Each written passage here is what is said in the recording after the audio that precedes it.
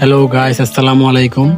কেমন আছেন সবাই? আশা করি অনেক ভালো আছেন। আমি আলহামদুলিল্লাহ অনেক বেশি ভালো আছি। তো আজকে হঠাৎ করে কিছু মেহমান আসলো বান্দাবান দেখার জন্য, তো আমি ওনাদের সাথে আমিও চলে গেলাম। তো আজকে আপনাদেরকে বান্দাবানের কিছু সুন্দর সুন্দর দৃশ্য দেখাবো। তো আমরা বান্দাবানের শৈলপ্রপাত যেটা ঝর্ণা আছে ওটা দেখার জন্য বের হয়ে গেলাম এবং যাওয়ার পথে মিলনসরি চেকপোস্টে একটু দাঁড়ালাম। দাঁড়িয়ে সবাই একটু মিলনসরের ভিউ পয়েন্টটা একটু দেখতেছিলাম। আসলে অনেক সুন্দর, অনেক বেশি সুন্দর। আপনারা দেখলেই বুঝতে পারবেন কি রকম সুন্দর এটা। তো আমরা অনেকক্ষণ এই দৃশ্যটি দেখতেছিলাম। আসলে যতই দেখছিলাম ততই সুন্দর। আসলে অসাধারণ একটা ভিউ এখানে, এতই বেশি সুন্দর যা বলে বোঝাতে পারবো না। আপনারা সবাই আসবেন। তো আমরা দেখা শেষে আবার চলে যাচ্ছি আমাদের সেই কাঙ্ক্ষিত লক্ষ্যে, যেখানে আমরা যাব শৈলপ্রপাত ঝর্ণা দেখার জন্য। তো আমরা যেতে যেতে অবশেষে পৌঁছে গেলাম সেই কাঙ্ক্ষিত শৈলপ্রপাত।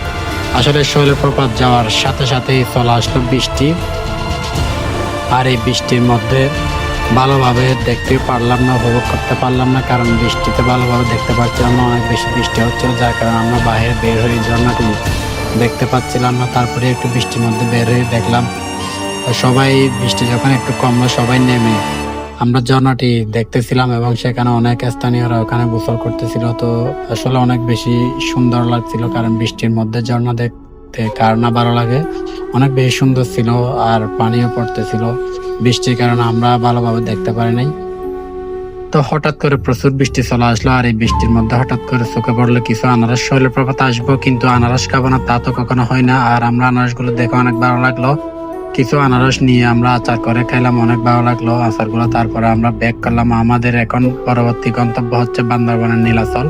তো নীলাচল দেখার জন্য আমরা সবাই চলে যাচ্ছি। আপনারা সবাই আমাদের সাথে থাকবেন। অবশেষে নীলাচল চলে আসলাম। দেখেন কি অসাধারণ ভিউ নীলাচলের।